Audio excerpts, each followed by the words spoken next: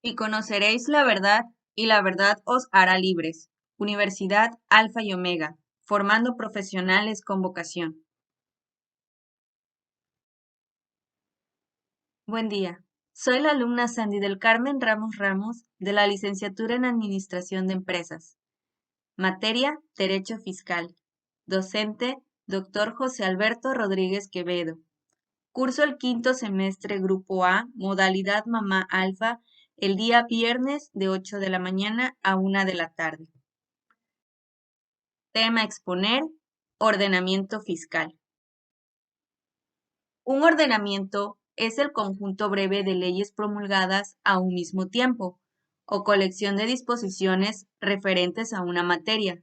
En base a esto, se entiende que a continuación se presentarán algunos puntos que se encuentran disponibles en materia fiscal. Siendo una ley la única fuente formal considerada en materia fiscal, se entiende que un ordenamiento fiscal se regula mediante la ley fiscal e impartiendo de ésta sus elementos, límite espacial, límite temporal, límite constitucional e interpretación, codificación, asimismo de su reglamento y por último las circulares, cada uno con sus diversas formas de presentación o clasificación. Hemos comentado en general cuáles son las fuentes del derecho fiscal y cuál su importancia, y ha quedado establecido que en México es la ley la única fuente formal señalada constitucionalmente, aunque también ha quedado dicho que el reglamento y en menor medida las circulares han adquirido una gran importancia de la materia tributaria. Ahora, en vista de lo anterior, hacemos ahora un estudio más detenido de lo que realmente son los ordenamientos fiscales, principalmente de la ley. La inteligencia de que todos los comentarios a propósito de estas son aplicables al decreto ley y el decreto delegado, disposiciones que, como hemos visto, son formalmente administrativas, pero materialmente legislativas, al grado de tener la misma eficacia de una ley. La ley fiscal. Hemos visto que la ley es un acto emanado del Poder Legislativo que crea situaciones jurídicas abstractas e impersonales. Como nos indica Giannini y Carré de Malberg, la manifestación de voluntad del Estado emitida por los órganos a los que más confía la Constitución la tarea de desarrollar la actividad legislativa y tiene como características el que tiene la primacía sobre cualquier otra regla. Ahora, anulando aquellas que se le opongan y que no puede ser modificada ni derogada más que a través de una nueva disposición del órgano legislativo. A continuación, les comentaré los principales aspectos de la ley fiscal. Dentro de ellas se encuentran los elementos y de los elementos dependen dos puntos, que encontramos los elementos de carácter declarativo y los de carácter ejecutivo. También encontramos el límite espacial, el límite temporal, el límite constitucional, interpretación, codificación.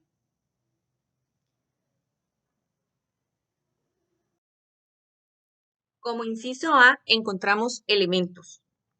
Los elementos de la ley fiscal declaran los tratadistas que deben ser dos, elementos de carácter declarativo, que son los que determinan la obligación, señalando el objeto, sujeto, base, tasa o tarifa de la contribución, y los elementos de carácter ejecutivo, que son los que impulsan la voluntad del contribuyente a obrar en determinado sentido. Como inciso B, encontramos el límite espacial. Dentro del límite espacial de la ley fiscal se refiere al territorio en el cual la ley se aplica y produce sus efectos. En el inciso C encontramos el límite temporal, donde esta consiste en el periodo previsto para que la ley esté en vigor. Está el inciso D, que es el límite constitucional e interpretación. El límite constitucional de las leyes fiscales son impuestos por los principios constitucionales del derecho fiscal, dentro de los cuales destacan el principio de la legalidad, que tiene un punto de vista material, en cuyo caso su alcance es el de que la norma se funda en cualquier decisión individual. El principio de proporcionalidad y equidad. Este establece que la contribución a que estamos obligados los mexicanos para los gastos públicos debe ser de la manera proporcional y equitativa que disponen las leyes. El principio de generalidad consiste en que la ley como tal sea una disposición abstracta e impersonal. El principio de igualdad significa que las leyes deben tratar igualmente a los iguales, en iguales circunstancias. El principio de que la recaudación tributaria, esta se define que debe satisfacer los gastos públicos. También encontramos el principio de retroactividad de la ley. Este dispone que a ninguna ley se le dará efecto retroactivo en perjuicio de persona alguna. Y por último encontramos el principio de la garantía de audiencia, como bien ha sostenido la Suprema Corte de Justicia de la Nación. Esta constituye un derecho de los particulares frente a las autoridades administrativas y judiciales. Como interpretación, las leyes fiscales, como todas las demás, deben ser interpretadas para su correcta aplicación. Al caso concreto de que se trate, sobre todo si se presenta un problema de alguna deficiencia de formulación lingüística o ya en este caso sea técnica jurídica de la norma tributaria. Para ello hay diversas fuentes de interpretación y las podemos clasificar de la siguiente manera. Puede ser interpretación auténtica, interpretación jurisdiccional, interpretación doctrinal, interpretación administrativa e interpretación ordinaria. Como inciso E, encontramos la codificación. Esta la debemos entender como la ordenación sistemática de preceptos relativos a la rama del derecho. Esta es elaborada por el Poder Legislativo. Debe tener carácter de ley fundamental o básica de la materia que regula. En el sistema fiscal mexicano se dispone de un código fiscal de la Federación que pues su ordenamiento legal contiene disposiciones básicas aplicables a todas las leyes fiscales, siendo esta la base supletoria de la carencia de tales leyes. El reglamento. El reglamento es una norma o conjunto de normas jurídicas de carácter abstracto e impersonal que expide el Poder Ejecutivo en uso de una facultad propia y que tiene por objeto facilitar la exacta observancia de las leyes expedidas por el Poder Legislativo. Y por ello hemos afirmado que el reglamento es un instrumento de aplicación de la ley.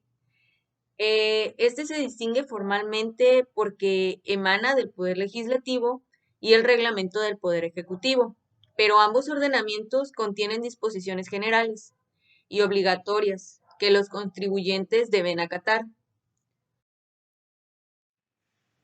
El reglamento se distingue formalmente de la ley porque ésta emana del Poder Legislativo y el reglamento del Poder Ejecutivo, pero ambos ordenamientos contienen disposiciones generales y obligaciones que los contribuyentes deben acatar. Los reglamentos se clasifican según su utilidad para la ejecución de las leyes, que es el reglamento fiscal, para el ejercicio de las facultades que al Poder Ejecutivo le corresponden, y por último, para la organización y funcionamiento de la administración del Estado.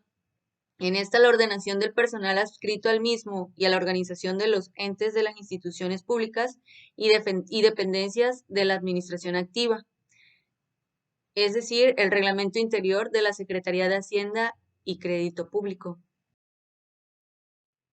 Las circulares son comunicaciones o avisos expedidos por los superiores jerárquicos en la esfera administrativa, en los que se dan instrucciones a los inferiores sobre el régimen interior de la oficina o sobre su funcionamiento con relación al público, o para aclarar inteligencia de disposiciones legales ya existentes, pero no para establecer derechos o imponer restricciones al ejercicio de ellos. Se trata de un instructivo u opinión de los superiores jerárquicos administrativos. La validez de las circulares está limitada por los mismos conceptos que restringen la validez de los reglamentos. Esta debe ser limitada a la ejecución de una norma contenida en la ley.